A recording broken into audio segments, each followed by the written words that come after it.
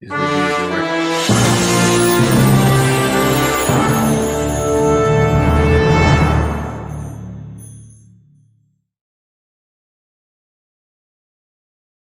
Welcome, Pewter Report readers, viewers, and listeners to a Monday edition of the Pewter Report podcast, presented by our friends over at Briar-Greaves Insurance.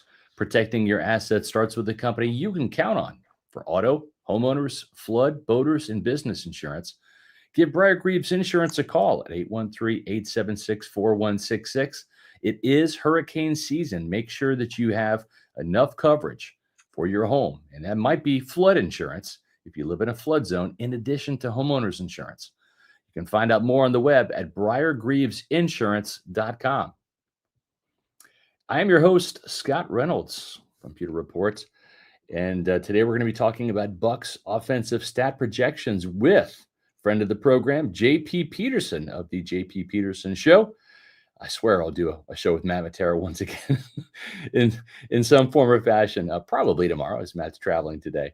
But I wanted to welcome in our good friend J.P. Peterson for today's Pewter Report podcast. J.P., how was your 4th of July weekend? It was fantastic. And I miss Matt too. I mean, don't we all? We really do. We do, yeah. Now, got a little golf in. Yeah, it was pretty low key. Did the old Disney fireworks thing. That was outstanding. Outstanding. So yeah.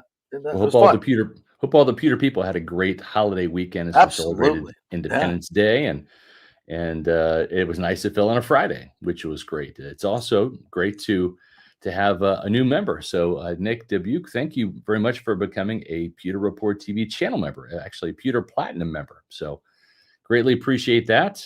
And we'll talk more about our Pewter Platinum members a little bit later in the show, but wanted to let everybody know where they can check out J.P. Peterson. He's been a friend of the program for a long time. I'm on his show. Matter of fact, I'll be on his show tomorrow, 10:30. That's right, 10:30. Let's do it. Yep. You can watch the J.P. Peterson Show live on YouTube at FanStream Sports Tampa Bay. And you can just type in J.P. Peterson on YouTube and find it there as well. Social media sites that you need to be following, Bucs fans, are J.P. Peterson Show on X and Instagram. So thanks for joining us. For all the Bucs information, you always go to Pewter Report. We know that. But if you want to go to some of the other stories, the Rays, yes, I know how what a baseball fan you are. Lightning as well. I work for the Lightning. So in all things Tampa Bay sports, come check out the show 10 to 12 each and every day. You also do a great job of covering college football in general, not just Florida State, but also all the Florida schools and also the nationwide stories too. And I cannot wait for college football this year. I cannot wait for the games to start so we can stop talking about all the other BS that surrounds college football right now. It's just like, can we get to the games, please? I'm with you. So the show today is going to be centered on Josh Capo's story that he wrote for Pewter Report yesterday on pewterreport.com. And I dropped that in the chat so you can follow along at home if you're watching the show. And it's basically the offensive stat projections for the star players on offense. So we're going to go through everybody from Baker Mayfield to those two cats right there, Jalen McMillan and Bucky Irving, Mike Evans, Chris Godwin, and Emeka Egbuka. We got them all, and Josh has done a great job with that. Tomorrow, believe it or not, we're going to have the defensive stat projections, where Matt Matera and I are going to be talking about the defensive players and all the sacks and interceptions and tackles they're going to be getting. So that's going to be a great show. We're also doing a Pewter Report draft on Tuesday night, kind of behind the scenes with the Pewter Reporters. And on Wednesday, we're going to have the all-time Bucs team. We're going to be drafting that team live on the air, and we'll have our team as well as all of the results from myself and Matt Matera and Adam Slavon and Josh Capo and Bailey Adams when it comes to our own Buccaneer team. So that's going to be fun. We're going to be basically looking at all of the players that have played for the Buccaneers and drafting them and seeing which team the fans like the most. So I like it. Yeah. Interesting because there's only really a couple of great quarterbacks in Bucs history. So it's going to be they're going to go quick. They're going to go quick. Exactly. I know. Yeah. So who's going to be stuck with Trent Dilfer or Josh Freeman or, Jameis or. Well, whoever. You got Brady and Baker. Yep. And you got Brad Johnson. Brad Johnson. So you have 3 quarterbacks, and we have 5 guys picking. So there's going to be 2. You can get away with Jeff Garcia. You can get away with Jeff Garcia. Yeah. Pretty good. Yeah. After that, it's slim pickings. I know. Yeah. Yeah. I mean, Young, you can't draft Steve. Well, you can draft Steve Young, but he was not very good as a Buccaneer. And I know Doug Williams is in the Bucs Ring of Honor, but I mean, this is a guy that threw as many touchdowns as he did interceptions too. Had a couple of good years, but we'll see. That's the lineup for this week's shows. We'll have another show on Thursday. Topic to be determined, but that's setting the table for this week. And we're not going to do roll call. I know we already had somebody here that says roll call. We're going to do roll call tomorrow because we typically don't do that with a guest. That's something Matt and I kind of do on Mondays. So, but we appreciate the fact that you are tuning in from Englewood, Florida. Bad W. Tune in tomorrow and let us know. We appreciate. And you don't have to wait till 4:20. By the way, you can go ahead. Yeah, whatever it is you need to do. Yeah, exactly. The show might be better. Yeah, Jacko Bluntly says. We have everybody doing roll call early. It is Monday, but it's not 4:20, so everyone's breaking the rules. I love this. There's chaos. There's mayhem on there we go. But JP, I wanted to get your thoughts here. Let's start with today's topic, and let's look at Baker Mayfield, who you and I both believe is one of those upper echelon quarterbacks for the Buccaneers. If we're doing a draft, I think we pretty much have to pick Tom Brady first because of all the records he broke. Yeah. Won the Super Bowl, and he's just the greatest of all time. But Baker Mayfield would give Brad Johnson a run for his money. And when you look at Baker Mayfield last year, the stat line was pretty incredible: 4,500 yards, 71.4% completion percentage, 41 touchdowns, which is tied for the second most in a single season. Tom Brady did that in 2020. Actually had 40 touchdowns, so I take that back. Brady had 43, which was the record in 2021, and Mayfield fell just 2 touchdowns shy of tying that record. But this is the stat projections that Josh Capo had, and you look at the completion percentage, it actually goes up a little bit, 72.7%, which was a surprise to me because Baker Mayfield's going to be doing a little bit more down the field passing, and you would think that completion percentage would drop a little bit. Right. Yards are a little bit less at 42.71. The touchdowns come down to earth a little bit, 34. The interceptions also come down. What are your initial takeaways when you look at Baker Mayfield, the passer? Well, I think conceptually, Josh is right on the money as usual. I do think they're going to run the football more. I do think that they'll be leading in more games. So to his point, they'll run the football more. Yeah. So I think that's all. And you look at what his stat line last year, I think was only 4 quarterbacks in the history of the league that has had 4,500 yards, 40 plus touchdowns, 70% plus completion percentage. So even though the cast remains the same, essentially, except for the play caller, it's just, you feel a little regression to the mean. He was so good last year on so many levels that there's just got to be a little bit of regression. And plus, teams obviously are going to look at what the Bucs did last year successfully and try to take that away. And that's it. So you have to adjust. It's almost every sports league is a league of adjustment right now because there's so much scouting. The coaching is fantastic. Yeah. They're going to try to take away what you do best. That's the old Belichick Parcells kind of strategy. Take away what they do best and then make them do something else. And that's what's great about this Bucs offense. There's just so many weapons. There's so many things that they can do. Yeah. They run the ball very well, inside and out. The tight ends are good. The outside receivers are good. They have the speed in Bucky, and they have great pass catching in Rachaad White. They had depth.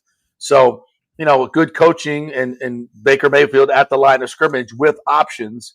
Yeah. This is why we all project this to be a top 5, top 3 offense this year. So, but I do think the numbers will come down a little bit. Now, I did look at the early props. There's not a whole lot of props on all of them because it's so early. Right. But the props on Baker are 3,800 passing yards. Now, I'll go over that. Josh obviously is I think that's easy money. He's healthy. That's easy money. Touchdowns, 29.5 is the over-under. Right. And I've cashed on Baker touchdowns 2 years in a row. I bet a lot of preseason Bucs props because here's, we always talk about the disrespect, right? for the Bucs, well, use it to your advantage. That's Make right. some money. Yeah. You know, and over the past few years, it's been easy money. With Baker Mayfield and Bucky Irving last year, you know, we knew going into How about the Bucs winning the division too? Yeah, that's easy money, bro. That was easy, really money. So that's what's good. And win totals have been easy money over the last few years too. So, and I think you wait, the league's going to catch up, right? Yeah. The odds makers are going to catch up. They haven't yet. So use that disrespect to your advantage. So I say over touchdowns at 29.5 and over passing yards. So I'll take both of those for Baker. Yeah, and I think the other thing too that Josh had with regards to Baker that I thought was interesting is he's got the yards coming down a little bit, and that's okay. I agree with you, and I think Josh's premise is right on par with yours, which is the Bucs probably want to run the ball a little bit more. The devil's advocate to this whole argument, though, that Baker's passing yards might go down and the touchdowns might go down. Well, keep in mind, Baker Mayfield didn't have Mike Evans or Chris Godwin for 4 games. That's right. And Godwin for what, 9 games, 10 games? 10. Yeah. Yeah. Exactly. 10. So he's throwing to guys like Ryan Miller. He's throwing to guys like Jalen McMillan. He's throwing to guys like Sterling Shepard for touchdowns. And if you had a better wide receiver in there catching the ball, who's better at getting open, better at finding the end zone, right? He didn't have Mike Evans, and Mike is the touchdown producer. So I just wonder how many of those field goals that the Bucs had to settle for against the 49ers, against the Chiefs, right, against the Falcons in that 31-26 loss at home. Great point. How many of those would have been more touchdowns, right? And so if Baker threw 41 without Chris for 10 games and without Mike for 4, then who's to say he can't tie or beat Tom Brady's mark of 43 touchdown passes in the season? It's food for thought, isn't it? Oh, absolutely. Listen, you can make a case that his numbers could go up. You mean you could? Because he's going to have, if he had the complement of receivers, plus you add Egbuka, plus you add, an offensive line for the second straight year. Remember, they started off the season, doing mostly what they did last year, zone blocking, and they kind of came to the man blocking a little bit later on, and the gap blocking, the gap blocking, and it got so much better. So they're going to start from that premise, right? So offensively, they could be better. And here's the other thing: if I'm a defense, I know you can throw the ball, but that you can run the ball. And you're a defensive guy, as the defensive coach. If a team can run the ball first and they can throw it, what are you going to try to stop first? You got to stop the run first, right? You have to stop the run first. And without being able to stop the run, you're toast anyway. So I think if you're a defensive coordinator and you're going to try to take something away, I think you're going to say, okay, I'm going to make Baker beat me, because all he has to do is if I go if I go light in the box, they're just going to run it down my throat all game long. Yeah. So that's the beauty of having a diverse offense that can do everything. Yeah, I'm really curious because the Rams offense that Liam Cohen imported to Tampa Bay and ran so successfully last year, and the Josh Grizzard is inheriting, and we didn't necessarily see this during the OTAs or anything, but I'd love to see the Buccaneers truly go 4 wide with a tight end in the slot, but with the Egbuka, with McMillan, with Evans and Godwin, that full complement of 4 wide receivers, and force a team to go nickel or dime, right? And clear out that box and then just run the draw game with all day long, right? Look at that space between the hashes. My God. And a guy that excels at making linebackers and any defender miss. I mean, inject that into my veins. I want to see that just as a football fan. Like, I want to see that concept come to life. Speaking of Bucky Irving, the interesting thing about Bucky Irving is his size, right? Because he's not the biggest back. A guy like Warwick Dunn, even in his heyday, because of his size, was never going to get what a Derrick Henry was going to get, right? Charlie Garner was never going to get what an Eric Dickerson, these bigger backs that can handle some of the pounding and the the punishment that they take. It's a grueling position. And if you look back at last year, Bucky Irving had 1,122 yards, so basically 1122. Josh has him coming down slightly a little bit to 1,071. I think there's an argument to be made because of his big playability, the ability to break off some big runs.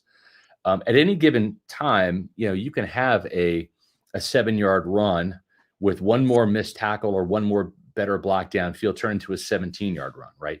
And I think if the Buccaneers are leading more in the fourth quarter, you're going to see them turn to the running game even more. So there's an argument to be made that Bucky Irving could top last year's numbers, 1,200, 1,300 yards. I don't know that he's ever going to be a guy that's going to get more than 1,500 yards in a season just because of his size. He's never going to be a guy that's going to get 22 to 25 carries per game. But, I think he's a 1,000-yard runner again. And these numbers to me weren't necessarily off-putting. I do think he gets a receiving touchdown or two this year just because he's going to be more involved in the screen game. And I like the 49 catches for 407 yards. But to me, the average comes down a little bit to just under 5. The touchdowns go up to 12. What do you think about Josh's projections for Bucky Irving? I think he might be a little low here because last year he had only 12 carries per game. Yeah. I think that goes up. I think he gets into the 17 to 20 category every game. And if you're not doing that, I don't know if you're using Bucky correctly. And he also averaged about 2.7 receptions per game. And I think that should probably go. I just see him more in a 23 to 26 touch area. I think that's where you want him to be each and every game. And that's going to be well above where he was at last year. So I think all of his numbers go up. I think he's, his body, I asked him this at OTAs, how is this offseason compared to last offseason? He's like, yes, it's totally different. I'm resting my body. I'm building my body. You can work out instead of you get ready for the draft and all the other things. Yeah. It's such a whirlwind, that first year between college and pro is just, it's crazy. So now he's got some downtime. So I think he'll be more rested. He's going to know the offense better. Yeah. I think he gets more opportunities. So his over-under on rushing this year is 1,025 in Vegas. Yeah. So I'm going to go over on that. 7.5 touchdowns is his over-under. I'm going over on that as well. I think he has close to 1,200 yards rushing. And I'm going to say I got to say double digits touchdowns, at least 10 touchdowns for him. Yeah. So I think there's just 2 easy prop bets over for Bucky Irving. Yeah. What was the Vegas number for the yardage again? 1,025. That seems reasonable. I mean, Josh has him for 1,071, and that's even coming down from last year. Yeah. I think that, barring injury, that should happen, right? That's barring injury. I think that he's there. Yeah. Yeah. Yeah. Now, the other interesting thing you've got is Bucky Irving is a team player. He's not going to gripe. He's not a diva. He doesn't complain about the amount of carries. He actually loves Rachaad White. They're like best friends on the team. And the thing is this is a contract year for Rachaad White. And Todd Bowles, and just like Liam Cohen was last year, Josh Grizzard is, big fans of running back by committee. You can't just have one back like you did back in the day and ride that guy into the ground. And Rachaad White does have a good skill set. He is probably the best pass protector at the running back position. You want him in there on third downs, not just to catch the ball, but to keep Baker Mayfield upright. He has thrown some absolutely killer stone blocks out there against blitzing linebackers and corners and safeties off the edge. He has Rachaad White's numbers going up a little bit in terms of yardage. And you see this is truly a 1-2 punch in Josh's mind. Just over 1,000 yards for Bucky Irving, 700 yards and 707 yards for Rachaad White. The yards per carry still pretty healthy at 4.3. 4 touchdowns, though. And if you look at the 4 touchdowns and then the 4 receiving touchdowns, Rachaad actually had 6 receiving touchdowns last year. So kind of a similar year for Rachaad White, a little bit less in terms of receiving touchdowns, a little bit more in rushing yards. Do you think that this running back by committee is going to be kind of 1A, 1B as Josh is proposing, or do you think it's going to be 1 and 2 with a bigger discrepancy between Bucky Irving and Rachaad White that maybe won't be separated by 300 yards? It might be closer to 400 or 500 yards between the two. Yeah, I don't see his carries going up. this year. Do you? I mean, going last year he had 144. Yeah. So he's got him for 20 more carries. I mean, if I'm Josh Grizzard, I'm not going into the season saying I need to see Rachaad White run the ball more than Bucky Irving. I don't see that. I think what Josh is accounting for too in his article was Bucky Irving missing some time. Remember, he didn't miss a game last year, but he basically played one series against the Raiders. Remember, he hurt that hip on the kickoff return right before halftime and that overtime win at Carolina. He actually was the NFC Offensive Player of the Week for that, 152 yards rushing. But the next week, that hip was bothering him right off the bat. He had 4 carries for 3 yards. He was done for the day. Now, thankfully, he was able to bounce back the next week out there in LA against the Chargers. But I think that's what Josh is accounting for is, hey, we may not see Bucky Irving for 17 games this year. Maybe it's 14 or 15 instead. Yeah. Yeah, I mean that's obviously, you look at how often do running backs start 17 games every year. It's and at a 2-year clip to start 34, I would say the ratio of running backs that do that is probably less than 20%, right? Yeah, I'd say probably less than 20. I think that's a pretty good guess. So yeah, I definitely see that. Now I also see him getting some games where he gets 20, 24 carries a game. In one game. There could be a game where they just kind of feed him and he's just ripping them off. And, Bucky, I mean, he's not like one of those guys like Warwick Dunn. You just never saw him get hit. Like he just could slip tackles and he knew when to go down. Bucky's a little bit more physical. I think Bucky, he'll stick it in there a little bit and he'll get popped. And he's a thick dude. Even though he's short, he's built like a freaking truck. But he does tend to, he doesn't shy away from contact. He doesn't shy away from contact. So I could definitely see that he could miss a couple of games. Yep. So we'll see. The other thing too is that we don't have Sean Tucker's numbers.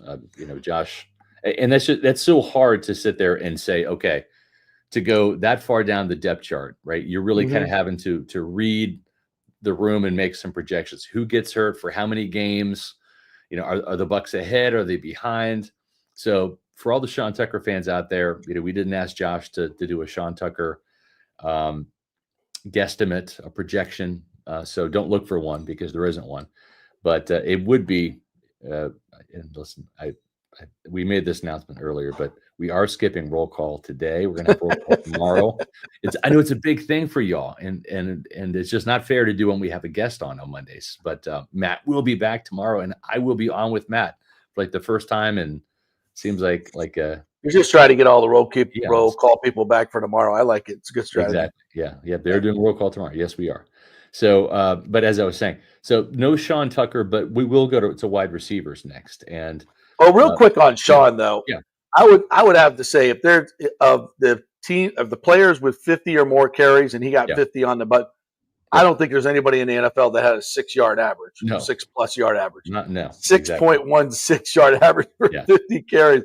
I mean, that's like the old Oklahoma wishbone numbers, man. Yeah. Those are big numbers. You never see that in the NFL, and that's impressive. I gotta believe though, if you're Josh Grizzard and you're sitting here looking at tape all off season, how do you not just say, I got to get this guy more involved? I know. But and see, that's the problem is at whose expense though, right? Right. Normally you would say Rachaad White, and that's okay. But there are so many instances where you're on third down, or maybe you're trailing, right? You have to play catch up. You're in 2-minute offense. That's Rachaad White time. And if Bucky was a better blocker, if Sean Tucker was a better blocker, then they would be candidates to be in there. But Rachaad already has those roles locked down.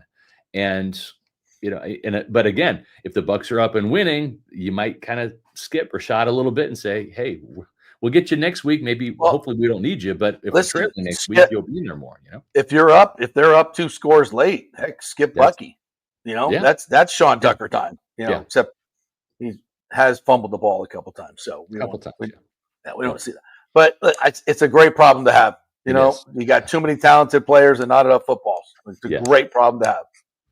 Yeah, no doubt about that. There's also no doubt that Mike Evans is really good. Okay, and boom, there you have it, Pewter people. It's just in. Receiving yards, 1,104. That means Mike's record is extended another season. So you'd have 12 straight years of 1,000 yards. That extends his own record of most consecutive 1,000-yard seasons to start a career. It also means that he would break Jerry Rice's record, right? Because they're tied Break Jerry Rice's record, yeah. Most consecutive seasons at any point in a career. So if Mike Evans is not a first ballot Hall of Famer, I mean, first of all, whoever's coming up with the list is doing it wrong. But right, I think that would cement his position, right? I mean, if he's the only player in the NFL that has that particular record, and the guy that he beat is what's widely recognized as the GOAT at wide receiver, Jerry Rice, greatest of all time, then I think that just solidifies his Hall of Fame first ballot status. He's already in as a Hall of Famer. But having said that, what do you think about these numbers for Mike? I love the 11 touchdowns. I think you can pencil Mike in for the next couple of seasons with double-digit touchdowns. He's just such a red zone weapon. These numbers seem to make sense to me. They're kind of in line with what he's been doing as of late. And again, it wouldn't have come down to the wire last year with Mike had he not missed basically a month of playing time. Somebody posted that whole end of the game, how that whole thing went down last year. Remember Bucky?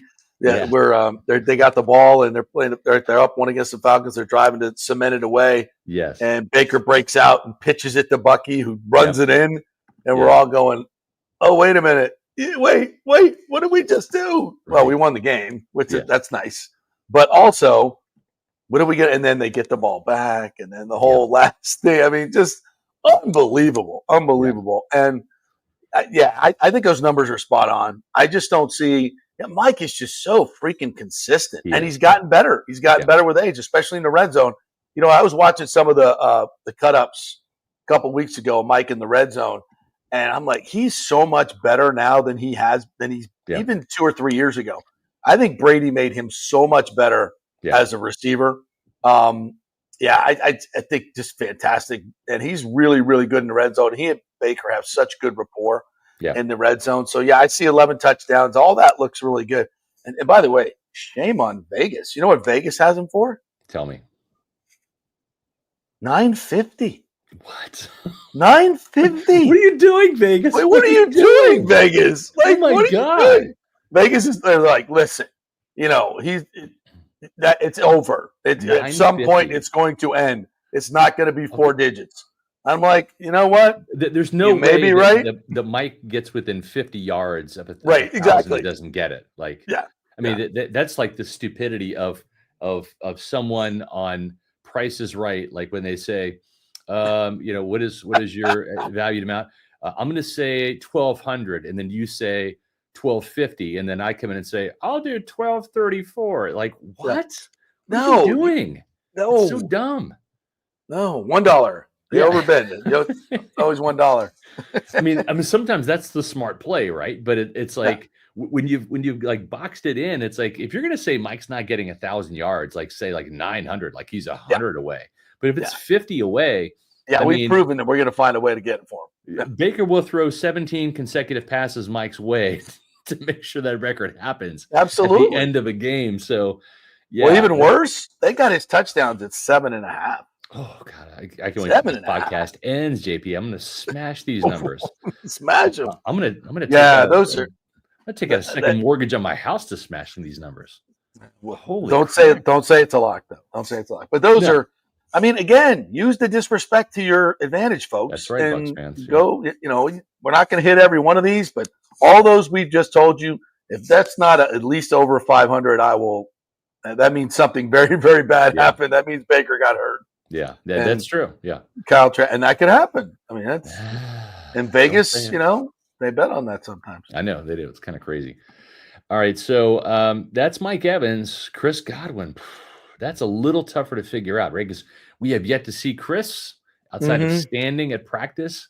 We did not see him run or jog or do anything with the team trainers outside. Everything is inside the building. And we have no idea what Chris is doing over the summer. I know he's rehabbing, but we don't know what the progress is. I don't even think Jason Light and Todd Bowles really, truly have a grasp, because this is something that only time and work is going to heal.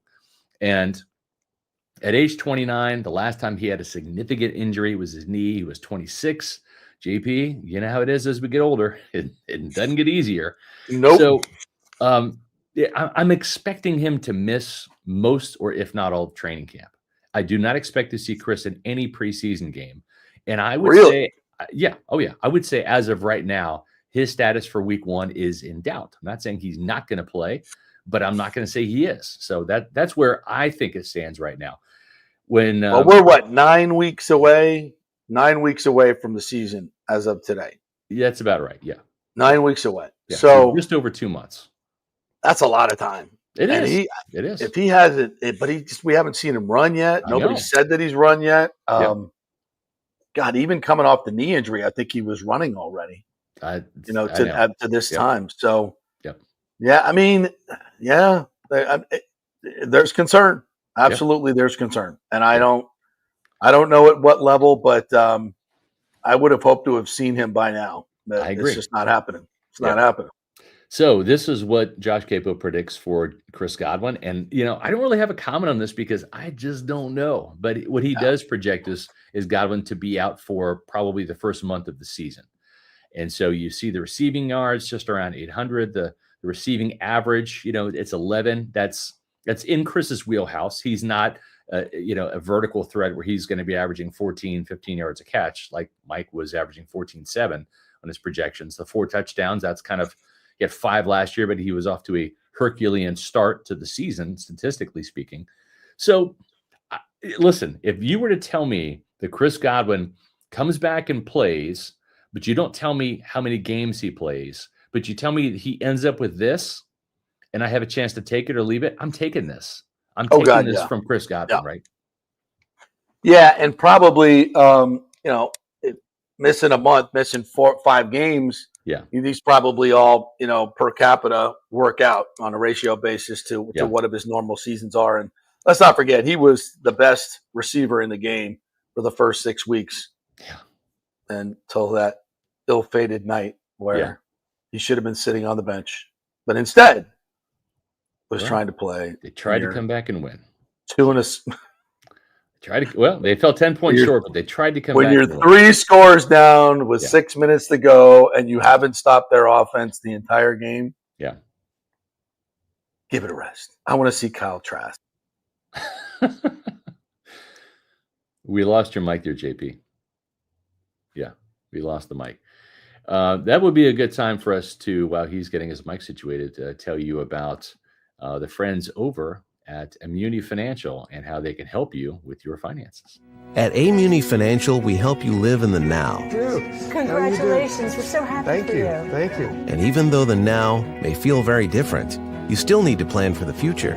How's retirement treating you? Oh, just fantastic. I know I say it all the time, but you really got to come up to Colorado.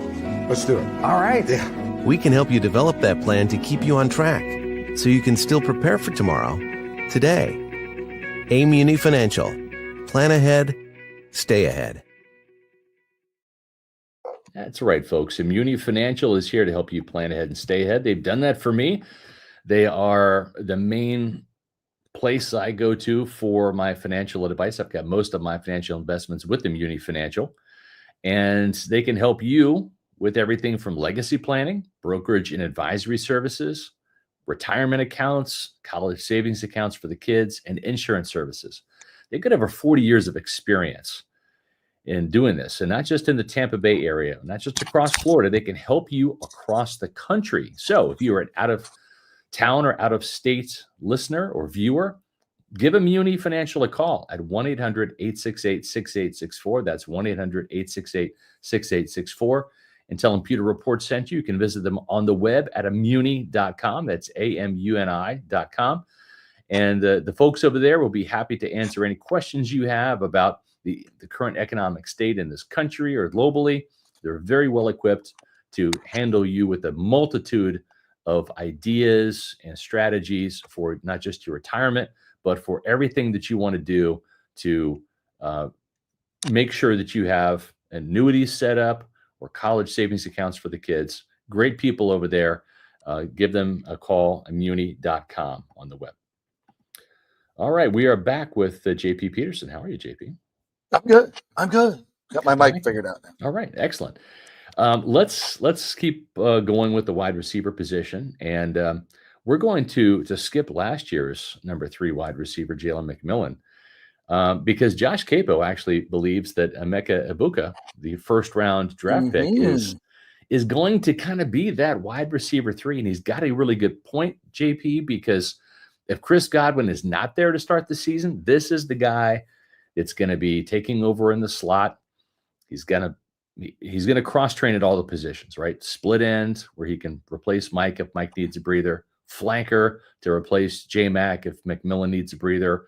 And, of course, the slot if Chris Godwin doesn't start the season, or later in the season when he needs a breather, right? So he is going to be cross-trained at all 3 positions, but he really is that slot type of guy. He's got ideal Chris Godwin-like size. Both of these guys, 6'1", 205 in that range.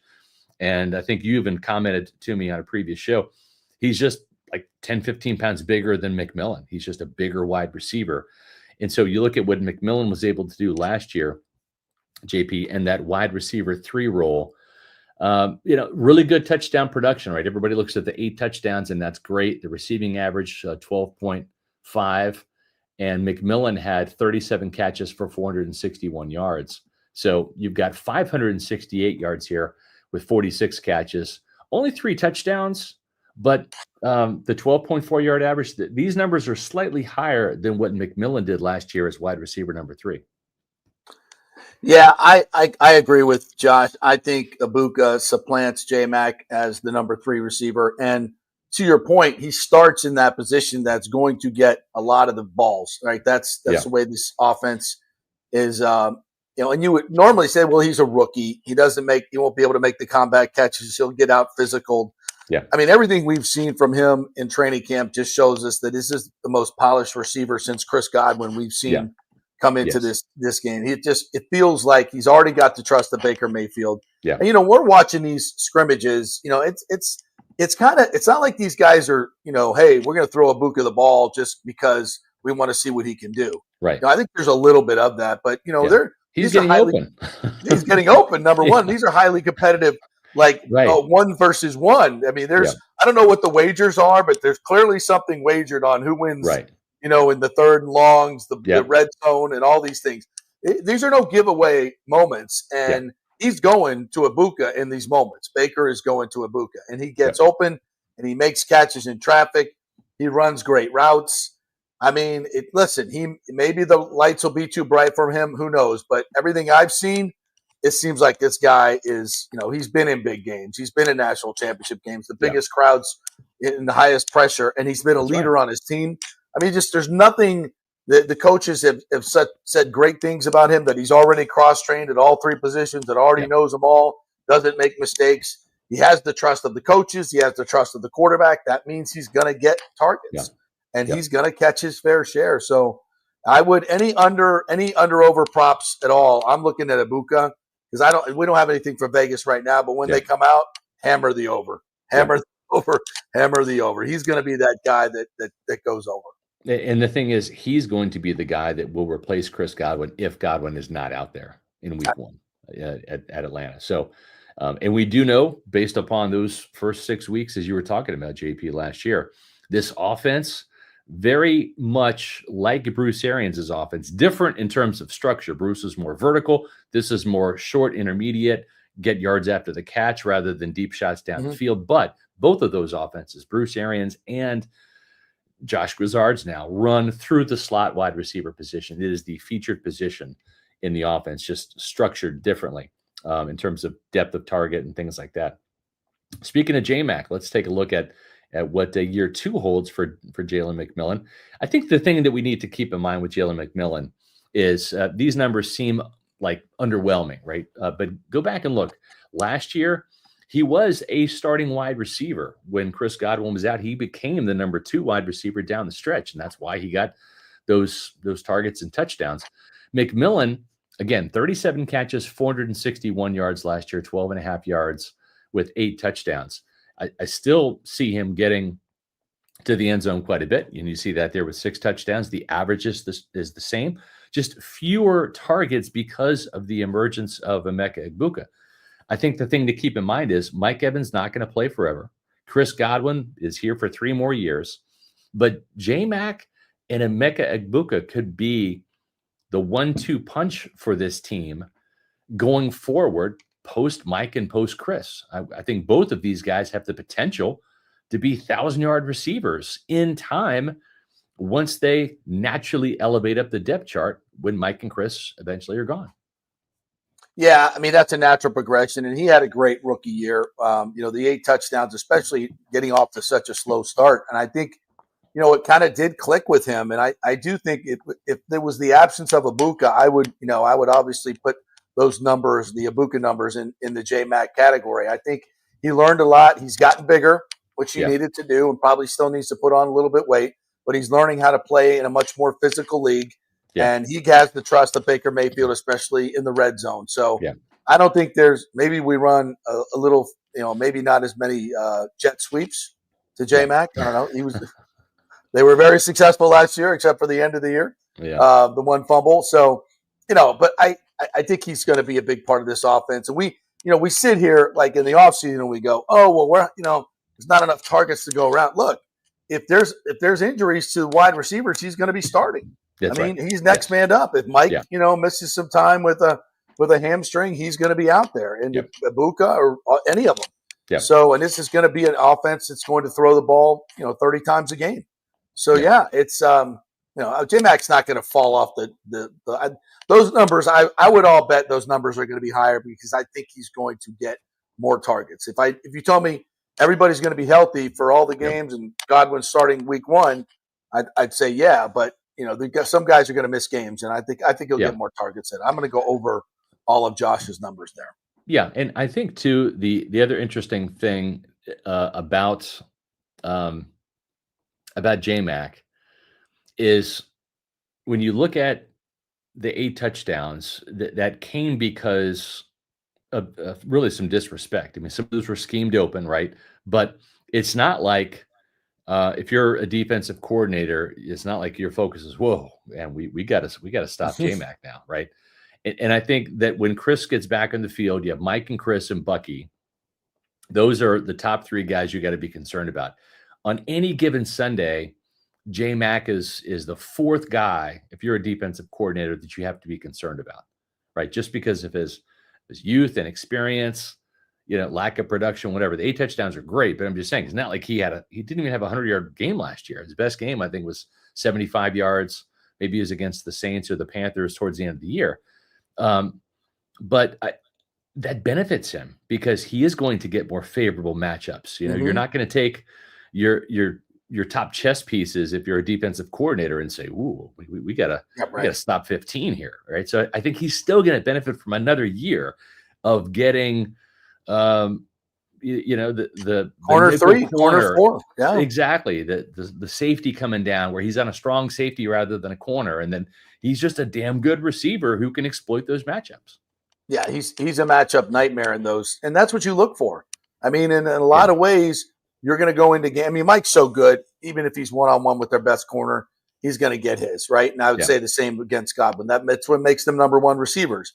But that still takes up their 2 best corners, right? And so he's going to get the benefit of the 3rd or 4th best corner at times. So, and he's better than that. He's such a good route runner, and he's so smooth. He can beat those guys, and he's a matchup winner almost every single time. Now that he's learned to be a little bit more physical out of his breaks and attack the ball a little bit better than he did early in the season, again, great problem to have. Yeah. Too many talented receivers. Damn, that sucks. Yeah. But you're going to need them all in the season, the 17-game, hopefully more season. You're going to need them all. Yeah, and you mentioned need them all, and we don't only talk about the top 4 wide receivers. There will be at least wide receiver 5, maybe 6, depending on special teams, and very much like Sean Tucker, right? Will take some carries from Bucky at the end of games or from Rachaad White, during the game.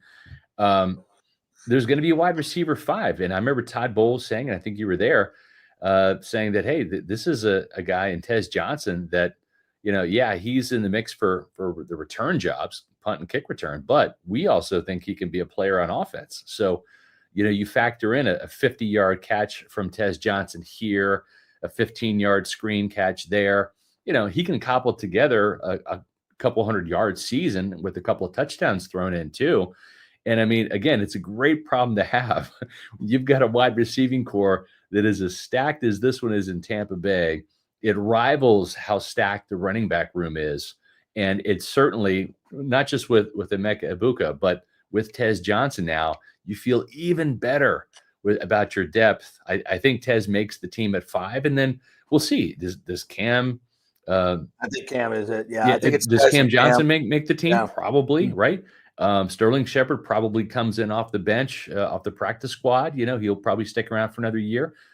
I mean, I think Tez Johnson's a player, man. We saw him get behind the defense a couple times. He's got a great rapport with Kyle Trask.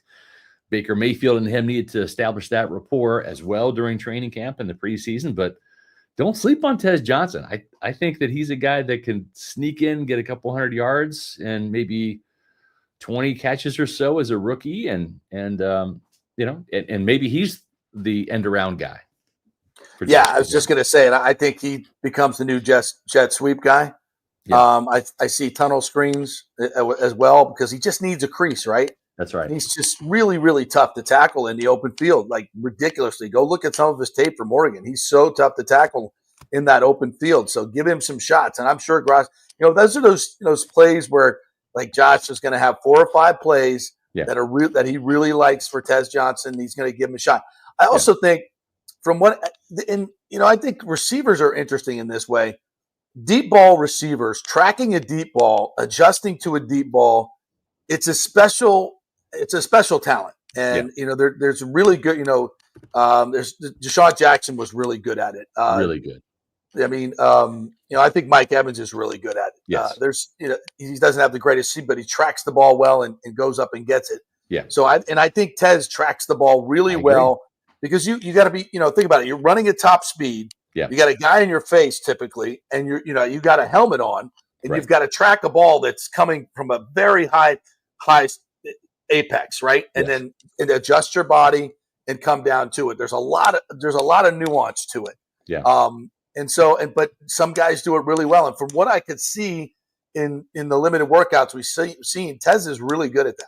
And if you look at his college tape, he's good at it too. So I think he's, there's got to be a guy that you put in certain packages, and his job is to take the top off the defense, right? Yeah. To just go and take somebody with him, or make the play.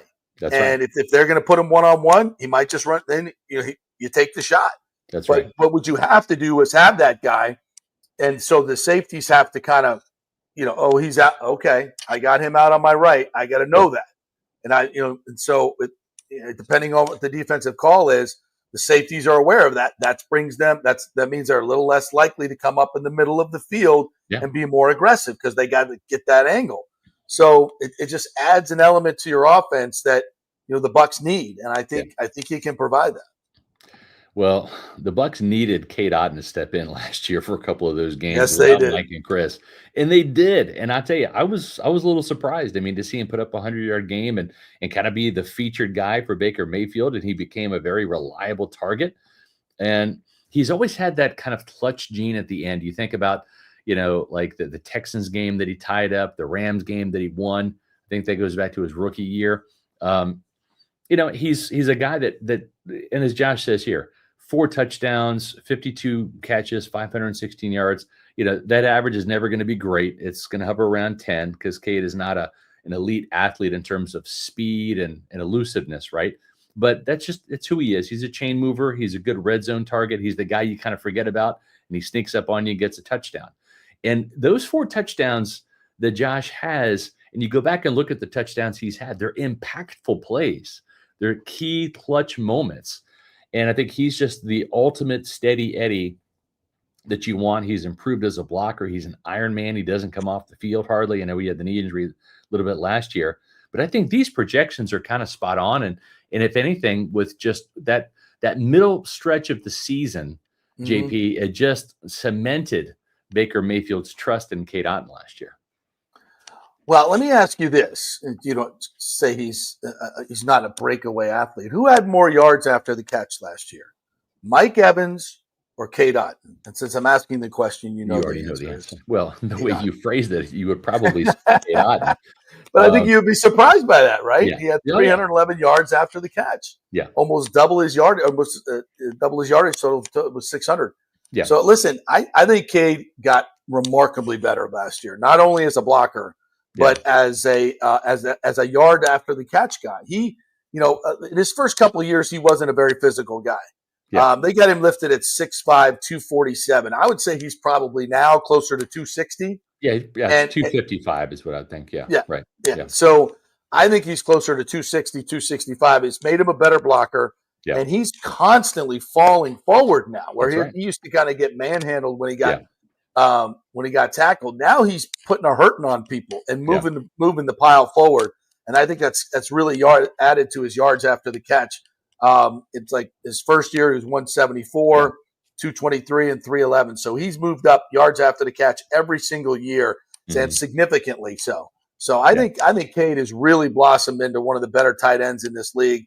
Baker loves him. Yeah. I think he has a contract extension too. I think he's going to get a contract extension before the season starts, is my guess. I think he and Luke Gedeke probably get that. I would agree. Zion, they probably wait until to see what he does, to really see, is he a Pro Bowl caliber corner? And see what Parrish and Morrison do as well. Yeah, exactly. Yeah. I totally agree. And let's not forget, I think this is a great room, where I think some people think this is not a great room. Yeah. I think Payne Durham showed a lot of improvement last year. I mean, big time in blocking and catching, made some really good catches. And Devin Culp, man, he's coming. He is coming. I really like him, and they showed some confidence in. They went hit to him in some big moments at the end of the season last year. So I like this tight end room. He's just scratching the surface. Tobias Stark here says tight end is maybe the position with less depth. Who's tight end 2, and should the Bucs bring in a proven veteran backup? I don't think they need it. I disagree. I think sometimes injuries can be a blessing. We saw that with the emergence of J-Mac last year as a critical wide receiver option with opposite Mike when Chris was out. And I think we saw the same thing when Cade was out during that end of the season. We saw Payne Durham get his first 2 touchdowns. We saw Devin Culp average around 17 yards a catch. How about that? So, as Sean Aguilar says, I want to see more Culp. Yeah. He says Devin Culp's the best tight end on the team. Well, Cade Otton would have something to say about that. But I don't know about that.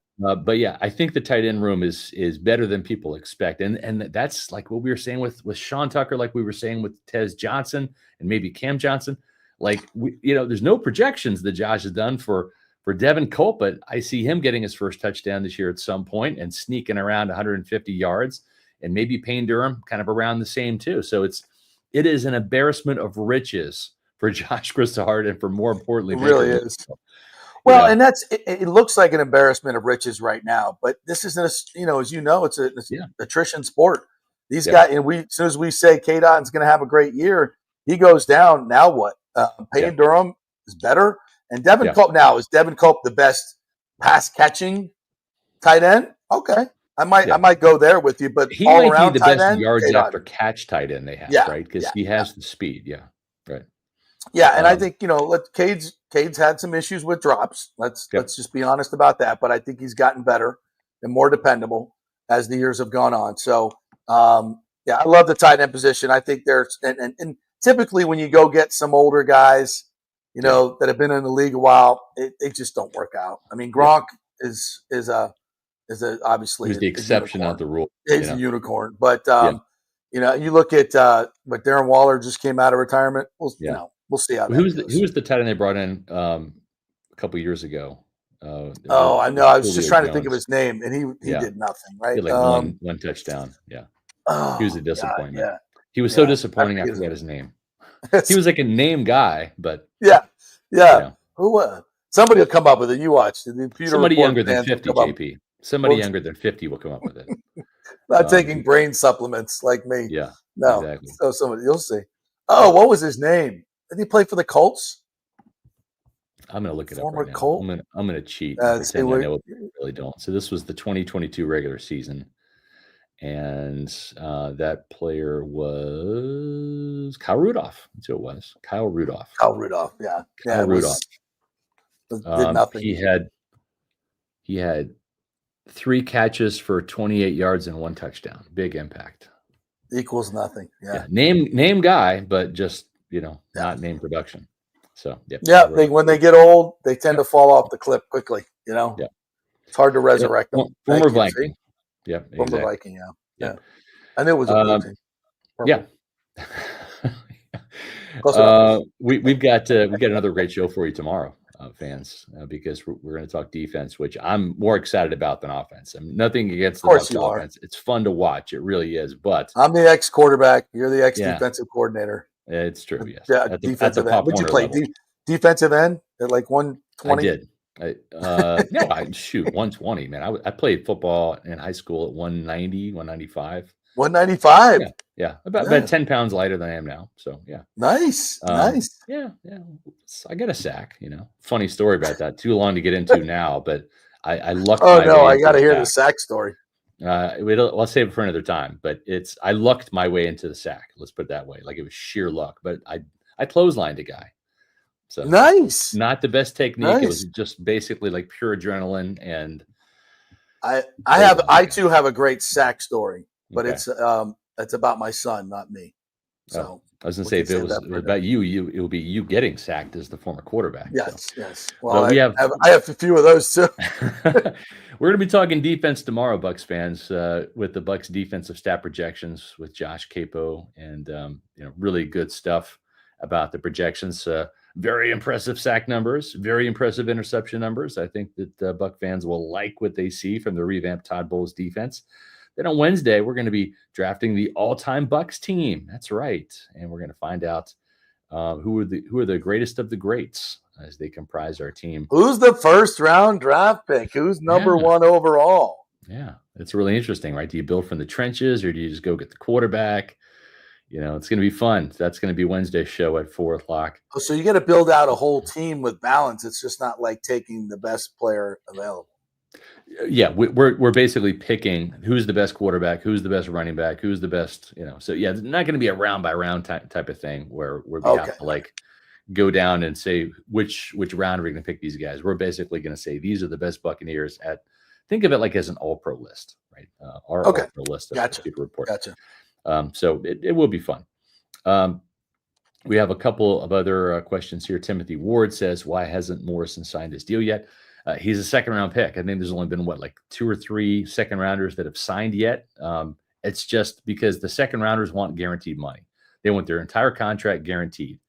And the league is kind of fighting that trend, and we'll see what happens. Don't worry about Benjamin Morrison. He will be signed in time for camp. All of these guys are going to be signed in time for camp. Maybe except for Shamar Stewart, the first-round pick of the Bengals. I don't know what the hell was going on there, but that's Cincinnati's problem, not ours. It's the Bengals. It's the Bengals. The Bengals are going to Bengals. That's what's going on there. Yeah. The Bungles, really. Absolutely. They are. Only they could not sign their first-round pick. Slotted. Exactly, right. As Ryan T says, JP's very knowledgeable about the team. Let's go. Subscribe to his channel. Well, I think that's right. I think people should subscribe to your channel. You can watch the JP Peterson show during the week for 2 hours. What time are you on, JP? I'm on from 10 to noon every single day, Monday through Friday. And you can find us on YouTube, on Twitter as well. We do the show live on Twitter at the JP Peterson Show, on Instagram, and on Facebook as well. You can watch it. So just Google it, and you can listen to it as a podcast on Apple and Spotify as well. Great stuff. Not just Buccaneers. Limited commercial interruption. That's right. Rays, Lightning, college football galore. Starting sooner rather than later. We even talked about the U.S. men's national soccer team. Have you heard of soccer? Football. That's the football, right? That's the other football. Yes, indeed. Yes. Yep. Well, we greatly appreciate everybody tuning in. We also always appreciate our Pewter Report TV channel members, and I'm going to give our props to our Pewter Platinum members as we always do. Scott Federico, Rachel Gordon, Noah Parr, Scotty J, Dave Anderson, Hezo 813, Ash Fishpool, Joel Elrican, Sam, John Dale Morris, Zach Brannigan, RP89, Eric McMillan, Connor For Reals, Kevin Thomas, Mario Thomas, Leighton Carter, Zach Jarvis, and the guy is gifted. Yeah, he is. Brandon Riley, and our newest Pewter Platinum member, Nick Dubuque. We really appreciate that so much. And we want to thank all of our new members who have recently either joined, rejoined, or leveled up their membership. We're talking about Nick Dubuque. Hopefully I'm pronouncing that correctly. Buckeye 89, Eric Bickler, Judith Geist, Paul Morales, and T. Knowles. Greatly appreciate T. Knowles, all of what's the up, support. brother? Appreciate the support. Scalp Thank 'em. you. There you go. Yeah.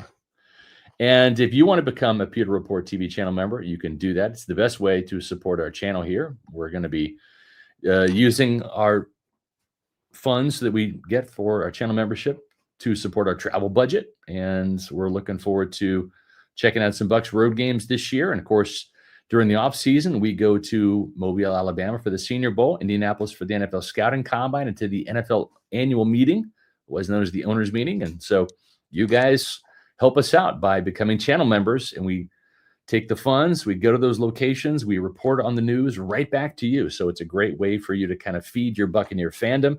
Different membership levels ranging from $3.99 to $24.99 for those Pewter Platinum members. Find the membership level that fits your budget and fits your wants and your needs when it comes to the loyalty badges, the custom emojis, the early access to the videos, the Pewter Insider episodes that we do exclusively for our Pewter Premier and Platinum members each Friday at 1:30 that will be returning this week. So greatly appreciate that. If you want to find out how to become a Pewter Reports channel member, go to Pewter Report TV, our YouTube channel, and hit the join button. Subscribe will get us closer to 20,000. That's free. But if you hit join, that will bring up all of these details here. And then again, find the membership level that supports your budget the most. And last but not least, you can help your business score new customers by advertising with us. We've got a rapidly growing podcast here on Pewter Report TV, our booming website, which will have over 1 million unique visitors once again, already close to that as it is right now, for like the 5th year in a row. Social media, we have over 110,000 social media followers between X, Facebook, Instagram, and YouTube. And so if you want to grab some new customers and get your brand promoted, advertise with us, sponsorship opportunities are available. You can email me at sr@pewterreport.com. JP, my good friend, appreciate you joining me again today. Matt Matera will be back tomorrow unless he's stuck at an airport somewhere, but we think he's on his way back to Tampa right now. If you need me, I'm in the bullpen ready to go, partner. And I'm going to be on your show tomorrow at 10:30. Yes, 10:30. So you can't get enough of these two guys. And That's really, right. can you? Can you? Can you? Can you really? I don't think No, you can't. 10:30. Kids on the JP Peterson podcast network. Yeah, we gave you all this. I've got a last but not least here. I've got a Pewter Pulse video that I have done over the weekend. If you have not checked out my new Pewter Pulse video, please do so. I'll drop it in the chat. You can check that out. And it's 5 things that I'm looking forward to really seeing in training camp. I mean, really, I'm excited about these things. So check that out. It's on Pewter Report TV, our YouTube channel. And as Shaggy says, hit that. And we're going to call it a day. And we'll see y'all tomorrow. For number one thing that he's looking forward to is clouds. What? Yes. Lots of a clouds. A breeze, right? That's yes. it. Yeah, as Nathan says, I've seen the Pewter Pulse. I commented. I greatly appreciate the comments. I love reading the comments. I love those. It's What's up, great Nathan? feedback. Yep. So greatly appreciate all of you. Appreciate you, JP. For JP Peterson, I'm Scott Reynolds. We'll see you tomorrow for another edition of the Pewter Report podcast. Out.